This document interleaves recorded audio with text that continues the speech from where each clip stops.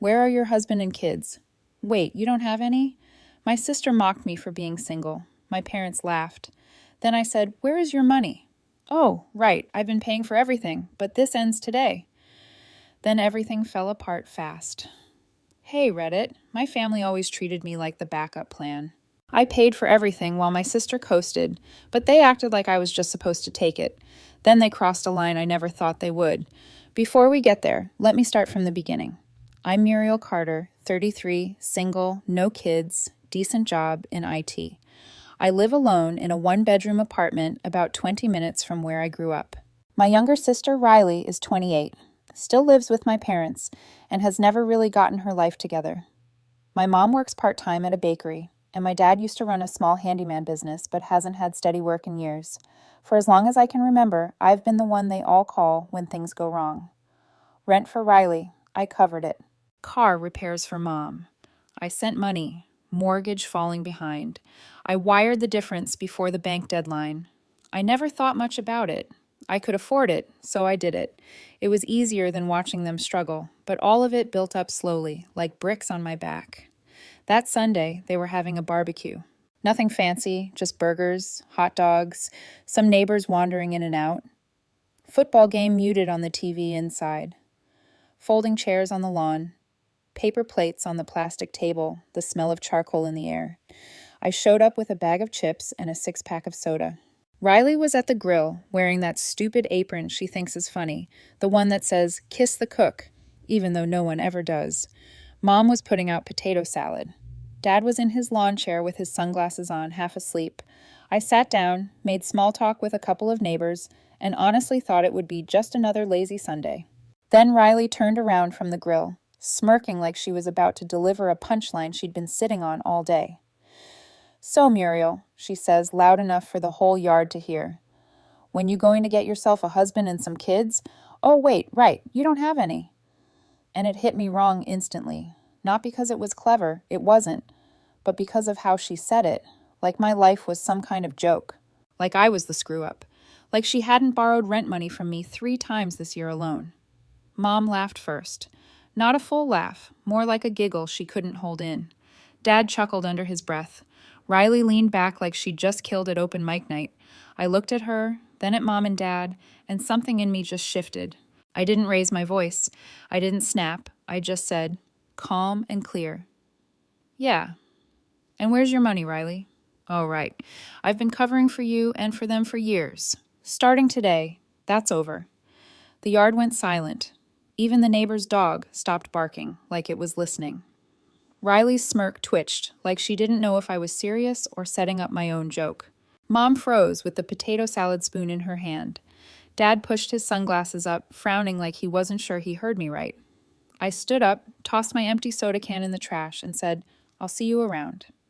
No one moved to stop me. I walked to my car with everyone staring. The only sound was the grill sputtering behind me. On the drive home, I wasn't angry exactly. More done. Like a switch flipped.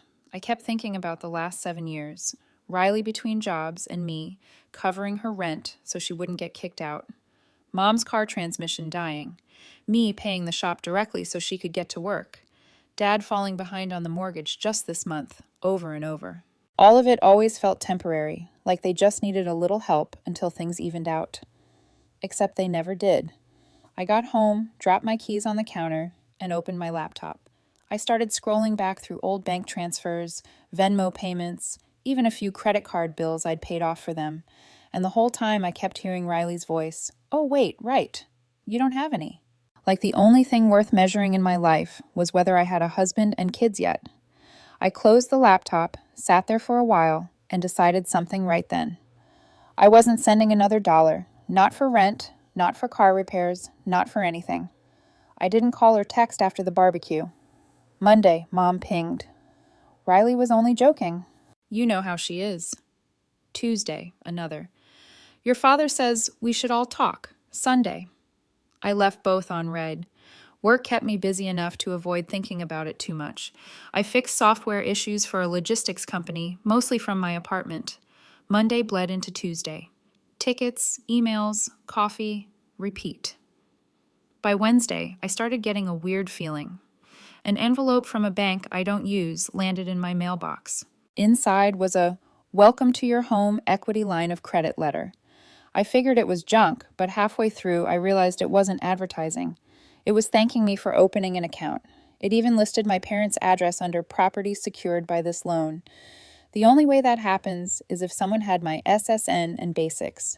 My parents have both from years of taxes and insurance forms I helped with. I set it aside, figuring I'd call later. That night, while scrolling through my phone, I saw a notification from the credit monitoring app I barely check. New account opened in my name. That's when the first red flag really went up. I opened the app, and sure enough, there was a home equity line listed under my name attached to my parents' address. A big one. I just sat there for a minute, reading it twice to make sure I wasn't mixing something up. The next morning, I drove by my parents' place on the way back from the grocery store. I told myself it was just to drop off some folding chairs I'd borrowed a while ago, but really I wanted to see what was going on. Mom was inside at the kitchen table, shuffling through mail. Dad was out back fiddling with the lawnmower. Riley was leaning against a shiny used car I'd never seen before, talking on speakerphone about some new job lead.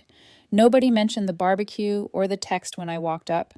Mom offered me leftover pie like everything was normal. "Got some mail at my place from a bank," I said casually, watching Riley. "Said something about a loan." Dad didn't even look up from the lawnmower. "They send junk like that all the time." "Yeah," I said. "This one had my name on it." Mom smiled too quickly. "Banks make mistakes, Muriel. Don't stress." Riley grinned at her phone like she wasn't even listening. I nodded slowly, carried the chairs inside, and left. Back at my apartment, I dug the letter out of the trash where I'd tossed it. Read it again carefully this time. It wasn't vague. It thanked me for choosing them. Listed a credit line amount, payment schedule, and account number. I checked the credit app once more. It was real. I started pulling my own records, bank statements, Venmo history, old email receipts, not for the new loan yet, just everything I'd paid for over the years. I made a folder on my computer called Family Stuff. Subfolders by year, screenshots, PDFs, photos of checks I found in my email archives. It was a lot of money, way more than I realized when I scribbled numbers on paper after the barbecue. While sorting, I kept thinking about that moment in the yard. Them laughing, Riley smirking. It wasn't the joke. It was how quick they were to laugh at me after years of needing my help for everything. By Friday, I was checking my credit report 3 times a day. The account sat there like a flashing sign. I called the number on the letter, asked to confirm the account details. The woman on the phone said she couldn't give me much without verifying more information, but I was listed as a cosigner. My chest tightened. I asked when the account was opened. She gave me a date, 2 weeks ago. So the line I thought they'd cross later had already been crossed 2 weeks before the barbecue. I asked if the primary borrower was Dad. She said she couldn't disclose that. That told me enough. She suggested visiting the branch in person with ID if I thought there was an error. I didn't tell her I hadn't signed anything. Not yet. That night, Mom texted again. "Family dinner Sunday. Please come." Riley sent nothing. Dad didn't call. I sat at my kitchen table staring at my laptop. Credit report on one side, bank letter on the other. 7 years of helping them, covering bills, paying for repairs, keeping them afloat, and now a loan. In my name I didn't sign for. I moved every document I had into a single folder and backed it up to the cloud. If this was going where I thought it might be going, I wanted proof. I decided I was walking into the branch Monday morning to see the paperwork with my own eyes. The Monday morning, I went to the branch on the letter. The clerk checked my driver's license, then walked me to a side desk. After verifying my ID and 2 security questions, the banker pulled up my profile. He typed for a while, glanced at the screen, then at me. "You're listed as a cosigner on a home equity line tied to this address," he said, reading my parents' address. I told him I hadn't signed anything and needed to see the paperwork. He rotated the monitor and opened a scanned note, my name, my info, and a shaky version of my signature at the bottom. I asked for a copy. He said he could print it, but to dispute it, I'd have to file a fraud claim with the bank's loan department. He gave me the contact info and a packet of forms to fill out. On my way back to the car, my phone buzzed. Mom. I ignored it. She called again, then again. I finally picked up on the fourth call. "Muriel," she said, voice tight. "The bank just called your father. Why were you down there asking questions?" "Because there's a loan in my name I didn't sign for," I said. "We didn't have a choice," she snapped. "The mortgage was behind. The bank was threatening letters. It was just paperwork, Muriel. You're making it bigger than it is." "It's fraud," I said. Silence for a second. Then she said, "We're family. Family helps each other. You act like we stole from a stranger." I hung up before I said something I'd regret. They called because Dad and Mom were the primary borrowers. Looping primaries is standard once an account is flagged. That evening, I drove to their house. I wasn't planning to argue. I wanted to hear them say it to my face. Mom was at the kitchen table sorting bills. Dad was in his chair with the news on low volume. Riley was sprawled on the couch, scrolling through her phone like always. I dropped the packet of bank paperwork on the table. "Whose idea was this?" I asked. Dad barely looked at it. "We signed because we needed it," he said. "House comes first." "You signed my name," I said. Riley snorted without looking up from her phone. "It's not like you can't afford it, Muriel. Relax." I stared at her. "It's fraud, Riley. They used my name, my credit. If payments stop, they come after me." Riley shrugged. "You're acting like we robbed a bank or something. It's just a loan." Mom finally looked up from the bills. "It bought us time. That's all we needed. We were going to tell you." "When?" I asked. "After the payments were late? After it hit my credit?" She sighed like I was the one being unreasonable. "We didn't want to stress you out. You always overreact." Overreact. It was the same rotation I'd heard for years. Crisis, minimize, guilt, repeat. Dad muted the TV and leaned back. "You make good money. It's not like this ruins you. You're acting like we did this out of spite." "You forged my name," I repeated slowly so they couldn't pretend they didn't understand. Mom threw her hands up. "We're trying to save the house, Muriel. You want us homeless? You want Riley on the street?" Riley didn't even look up at that part. I looked straight at her. "You live here rent-free, don't you?" She grinned. "Not my fault. You like playing hero." That did it. I gathered the paperwork back into the folder. "I'm filing the fraud claim tomorrow. You've got 30 days to refinance this into your own names or deal with the bank yourselves." Mom slammed her hand on the table. "After everything we've done for you, Muriel." I laughed once, sharp and humorless. "Everything you've done for me, Mom? I've paid for this place more times than I can count. I've covered Riley's rent, your car repairs, Dad's bills. I have receipts for all of it. Don't start rewriting history now." Dad's voice went low. "You talk to your mother like that again and you can forget coming back here." "Fine," I said. "I'm done paying for everything anyway." I walked out while Mom muttered about ungrateful kids like I hadn't been bailing them out for years. I drove straight home, sat at my desk, and started filling out the fraud paperwork. I listed dates, the account number, attached the scan with the fake signature. I included my own ID for comparison. When I hit submit, I felt the first sliver of relief I'd felt in a long time. They wanted to treat me like an ATM. Fine, the machine was closed. By Tuesday morning, I had the fraud paperwork filed with the bank and a folder on my laptop with every screenshot, bank transfer, Venmo payment, and email receipt from the last 7 years. It wasn't just about the forged loan anymore. I wanted a record of all the times I bailed them out because I was done letting them act like I'd imagined it. A friend from work gave me the number of a lawyer named Monica. She specialized in financial disputes, fraud cases, and property messes. I called her office, explained the situation, and had an appointment the next afternoon. Monica's office was in a converted house near downtown. No fancy skyscraper, no marble lobby, just a small waiting room with 2 chairs and a coffee pot. When she called me in, she shook my hand firmly and got right to the point. "Tell me everything," she said, opening a yellow legal pad. I explained the barbecue, the joke, the years of paying for my parents and Riley, the forged loan, the phone call where my mom acted like I was overreacting. I showed her the folder with all the payments I'd made over the years. She flipped through a few pages, then set them down. "Here's what we're going to do. First, we send a formal demand letter to your parents. It will require them to refinance the loan into their names only and remove any account connected to you. We'll give them 30 days. If they don't comply, we move forward legally." "Legally, as in court?" I asked. "Court and a police report if necessary," she said. "Forgery and fraud are criminal charges. I want to give them a chance to fix this quietly first. We'd start with the bank and a formal demand. If they stonewalled or stalled, we'd file the police report. I nodded. That sounded fair. Second, she continued, lock your credit, change your passwords, and add two-factor authentication to everything. If they did this once, they might try again. I'd already locked my credit, but the rest went on my to-do list. Third, she said, tapping the stack of payments I'd given her, this shows a clear pattern. You've been financially supporting them for years.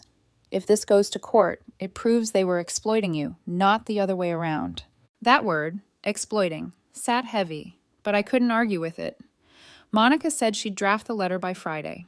It would be clear, professional, and give them exactly 30 days to comply before things escalated. When I left her office, I felt more in control than I had in weeks. That night, I went through my accounts. New passwords on everything. Separate savings account at a different bank entirely. Credit monitoring alerts set to instant notifications. For the first time in years, I wasn't just reacting to my family's chaos. I was getting ahead of it. At work, things shifted too. A coworker named Matt always tried to dump his unfinished projects on me because you're faster at this stuff. I used to say yes because it was easier than arguing. That week I told him no, politely but firmly. He looked surprised but didn't push it. My manager noticed the change. You've been sharper lately, he said during our team meeting. Keep it up. There's a promotion review next month. Funny timing. Their deadline lands right before my promotion review. Monica emailed me the draft letter Friday morning. It was 3 pages long. It listed the loan account number, the date it was opened, and stated clearly that I had not signed or authorized it. It demanded that Dad and Mom refinance the loan into their names only within 30 days, remove me from all related accounts, and agree in writing never to use my information again. Failure to comply, it said, would result in legal action, including a police report for forgery and a civil suit for damages. Reading it felt strange, cold, final, but also necessary. Monica sent it by certified mail that afternoon. Saturday, I drove past my parents' house on the way to the store. Riley's new car was in the driveway. Mom was watering the front yard like nothing was wrong. I didn't stop. That evening, she called. I let it go to voicemail. Muriel, she said, voice tight. We got some letter from a lawyer. What is this? You're threatening your own family over money? I didn't call back. Sunday night, Riley texted me for the first time since the barbecue. Muriel, what's your problem? Mom's freaking out. Dad says you're blowing this way out of proportion. Just chill out, pay the loan, and move on. I stared at the text for a long time before replying. Talk to Monica. You have 30 days. No response after that. On Monday, the bank's fraud department called. The woman on the line said they'd opened an official investigation into the loan. They were forwarding the documents to a handwriting expert to compare signatures. If it's confirmed as forged, she said, we'll remove you from all liability. Good, one step closer. Meanwhile, the calls from my parents kept coming. Some angry, some tearful, some pretending nothing was wrong. I stopped listening to most of them because for the first time, it wasn't my problem to solve. By the end of the first week after Monica's letter went out, the calls from my parents changed tone. At first, they were angry. Dad left a voicemail saying I was turning my back on family and acting like some stranger off the street. 2 days later, Mom called crying, saying the bank had left messages about the account, and I was making things harder than they needed to be. Riley texted me twice in the same day. Just pay it, Muriel. You're the one with the good job. We're drowning here, and you're being selfish. I didn't respond to any of it. Friday morning, the bank called again. The handwriting analysis had begun, and because liability was in dispute, they said they'd fast-track it. They needed samples of my real signature. I drove to the branch at lunch, signed a stack, and watched the manager send them off. Once the report comes back, he said, if the signature doesn't match, you're officially cleared. The loan goes back on the primary borrowers. Mom and Dad, I said. Correct. They'll be notified today. Good. Saturday. Things escalated fast. At 6:30 a.m., my phone buzzed. A neighbor from my parents' street sent me a video of a tow truck in front of their house. Riley's car was getting hooked up and hauled away. Apparently, she hadn't made a single payment on it since buying it last month. By noon, Riley was blowing up my phone. You see what happened? They took my car. Are you happy now? You've got savings. I'm family. What's wrong with you? I didn't reply. Sunday afternoon, I went for a run around the park near my apartment. When I got back, there were 5 missed calls from Mom and 1 voicemail from Dad. Your mother's in tears. The bank keeps calling about the loan. Riley's car is gone. And you're just sitting there doing nothing after everything we've done for you. That line again. Everything we've done for you. I saved the voicemail in the folder with all the others. Monica told me to keep everything. Texts, calls, emails. Monday, the bank's fraud department emailed me directly. The investigation was moving quickly. The forged documents were under review by their legal team. They said the report would take about 2 weeks, faster than usual because they'd expedited it once fraud was alleged. I forwarded the email to Monica. She replied within an hour. Good. Once they clear you, we push your parents to refinance or face legal consequences. No backing down.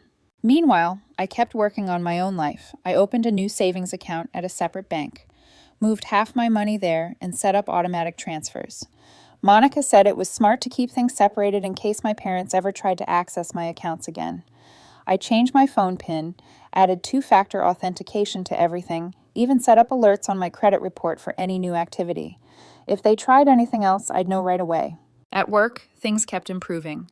I finished a big project ahead of schedule. My manager asked if I'd be ready to present it to the leadership team next week. Absolutely, I said. Funny how much clearer your head gets when you're not constantly putting out fires for other people. By the second week, the messages from my parents turned desperate. Mom texted, "The bank says we're behind again. We can't catch up without your help." Dad left another voicemail. "If you keep pushing this, Muriel, you're going to ruin us. Do you want that on your conscience?" I ignored all of it. Thursday evening, Monica called. "I got a copy of the loan file from the bank," she said. "The signature isn't even close. Any investigator will see it's forged. Once the report is finalized, you're officially out." I asked how long that would take. 2 more weeks, maybe less, she said. In the meantime, don't respond to them directly. If they contact you about money, forward it to me. Friday morning, Riley showed up at my apartment. First time in years she'd come over. "Look," she said the moment I opened the door. "Mom's freaking out. Dad's yelling at everybody. Just call the bank and tell them you'll take care of it. They'll stop calling." "No," I said. She blinked like she didn't understand the word. "Why not? You always fix stuff." "Not anymore," I said. 30 days. They can refinance or deal with the bank themselves." She scoffed. "You think you're better than us because you've got some money now?" "No," I said, "because I work for it. You don't." She muttered something under her breath on the way out. 2 weeks after Monica sent the letter, the bank called. The handwriting analysis was complete. "Ms. Carter," the fraud investigator said, "the signature on the loan documents does not match your verified samples. We're officially removing you from any liability on this account." "All responsibility reverts to the primary borrowers," I said. "Correct. They'll be notified today." I hung up, forwarded the email confirmation to Monica, and sat back for a second. It was done. The loan wasn't mine anymore. By that afternoon, the calls started. Mom first. "You got the bank involved?" she snapped the second I answered. "They told us it's on us now. What do you expect us to do?" "Refinance," I said, "or sell the house. It's your loan." "You'd let your family lose their home?" she yelled. I didn't answer that. She hung up on me. An hour later, Dad left a voicemail, his voice tight and angry. "The bank says we're on our own now. You've embarrassed this family, Muriel, dragging outsiders into our business. We could lose everything because of you." I saved the voicemail like all the others. 3 days later, I drove by their house on the way home from work. A real estate sign was in the front yard. Big red letters, "For sale." They hadn't called to tell me. The next evening, Mom left a message. "We're listing the house. I hope you're happy. After everything we did for you, this is how you treat us." I didn't call back. Friday, Monica called. "The sale's moving fast," she said. "I checked the county records. They priced it low to pay off the loan quickly. Once it closes, they'll have to leave. Do not offer them money. Do not co-sign anything. Stay out of it." "No problem there," I said. 2 days later, Mom called again. This time, she was crying. "They accepted an offer," she said between sobs. "The closing is in 3 weeks. We don't know where we're going yet." "You'll figure it out," I said. "You're just going to watch us lose the house you grew up in." "You made that decision when you forged my name," I said. She went quiet, then hung up without another word. That weekend, I drove by again. Boxes were stacked in the garage, furniture gone from the front room, The for sale sign now had a red banner across it, under contract. They were really leaving. Tuesday evening, Dad called. "Your mother's upset," he said, his voice sharp, controlled. "She thinks you've turned your back on this family." "I set boundaries," I said. "You humiliated us," he snapped. "The neighbors are talking. The bank called us about that fraud investigation like we're criminals." "Because you forged my name," I said calmly. He exhaled hard through the phone. "We had no choice." "You always had a choice," I said. "You just never wanted the consequences." He hung up without another word. By the end of the week, Monica called. "Once the sale closes," she said, "their loan will be paid off, but they'll have nothing left. No house, no equity. They'll be renting like everyone else, and you're out of it completely." "Good," I said. "You should be prepared," she added. "They'll probably blame you for all of it. People like this usually do." "They already are," I said. 2 days before closing, Mom left another voicemail. "Dinner Sunday," she said. "One last time before the house is gone. Please come." I sat there listening to it twice. Part of me didn't want to go, but another part wanted to see this through to the end. The night before the dinner, Riley texted again. "You better not come in acting smug. Nobody wants to hear a lecture from you." I didn't reply. Sunday came. The house was half empty when I walked in. Boxes lined the hall, the living room echoey without furniture. Mom looked tired. Dad was at the table with paperwork stacked in front of him. Riley leaned against the counter with her arms crossed. "This is what you wanted, right?" Riley said as soon as I walked in. "House gone, family screwed. Congratulations." "This is what you chose," I said calmly. The house looked smaller with half the furniture gone. Boxes were stacked along the hallway labeled in black marker. The living room echoed when I walked through. Mom was at the table, eyes red, folding dish towels into a box. Dad sat across from her with the stack of closing papers, jaw tight. Riley leaned against the counter, watching me like she was waiting for a fight. "This is what you wanted, right?" Riley said. "House gone, Mom upset, Dad pissed. Congrats, Muriel." "This is what you chose," I said. Riley snorted. "We didn't choose any of this. You backed us into a corner." I looked straight at her. "You forged my name on a loan. You had plenty of choices before that." Mom spoke up finally. "We did it to save the house. You wouldn't help us. What were we supposed to do?" "Ask," I said, "not steal." Dad slammed his hand on the table. "You call your own parents thieves?" "You forged my signature," I said evenly. "That's exactly what it is." For a moment, no one spoke. Riley broke the silence. "You've always thought you were better than everyone because you make a little money." I shook my head. "No, Riley. I just don't expect other people to fix my mess every time I screw up." Mom looked down at the table. "We're losing the house, Muriel, the place you grew up in. Doesn't that mean anything to you?" "It did," I said, "until you put me on the line for it without asking." Dad leaned forward. "We're your family. Families stick together." "Sticking together isn't the same as being used," I said. Mom's eyes filled with tears. "So that's it? You're done with us?" "I'm done paying for everything," I said. "If you want a relationship, it has to be normal. No loans, no emergencies dumped on me, equal terms or nothing." Riley muttered under her breath. "Selfish." I looked straight at her. "I paid your rent 3 times, bought Mom a transmission, covered Dad's mortgage more times than I can count. All while you lived here free, acting like it was my job to clean up every mess." She didn't say anything after that. The closing papers sat in front of Dad. "We sign tomorrow," he said finally. "House is gone. We'll rent some apartment until we figure things out." "That's what adults do," I said. "Live within what they can afford." Mom shot me a look. "Easy for you to say. You've never had to start over at our age." "Because I don't gamble with what I can't pay for," I said. Her mouth opened, then shut again. We ate in silence after that. Card table in the middle of the empty room. Paper plates because the real ones were packed. No one talked much. The tension was thick enough to choke on. Halfway through, Mom said softly, "So, this is it. You walk away and leave us like this." "I'm walking away from being the safety net," I said. "Not from being your daughter, but I'm not carrying this family anymore. That ends tonight." Riley shoved her plate back. "You act like you're some victim. Nobody asked you to help all those times." I laughed once, sharp. "You begged, Riley. I've got the texts." She glared at me, but didn't deny it. When dinner ended, Mom stood by the counter, arms crossed.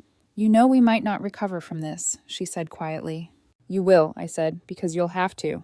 Dad gathered the closing papers into a folder. Riley kicked at an empty box by the door. I looked around the house one last time. The wall where we marked our heights as kids was painted over. The old couch where I used to crash after late shifts was gone. The house didn't feel like home anymore, just a place with memories stacked in boxes. "This is the last time I'm coming here," I said finally. "If you want to be part of my life after this, it has to be different. No more money calls, no more emergencies dumped on me, equal terms or nothing." Mom didn't say anything. Dad kept shuffling papers. Riley stared at the floor. I picked up my keys and headed for the door. Outside, the air was cold. My car was parked where it always had been, under the same streetlight I'd parked under 1,000 times growing up. I got in, started it, and looked at the house one last time in the mirror. Riley came out onto the porch like she was going to say something, but she didn't. She just watched as I drove away. 2 days later, Monica called. "The sale closed," she said. "Loans paid off. You're officially clear. Their problem now." I thanked her, hung up, and sat back in my chair. The house was gone. The loan was gone. The weight I'd carried for years was gone with it. That weekend, I put the binder with all the receipts, texts, and voicemails into the back of my closet. Not as a weapon, just as proof of what happened. For the first time in years, my phone was silent. No emergency calls, no guilt trips, no demands for money. Just quiet. I realized I liked the quiet. I cleaned my apartment, did my laundry, bought groceries, normal stuff. For once, my life felt like mine again. When I sat down that night, I caught myself smiling without even thinking about it, because for the first time in years, the mess wasn't mine to clean up. Funny timing. My review's next week.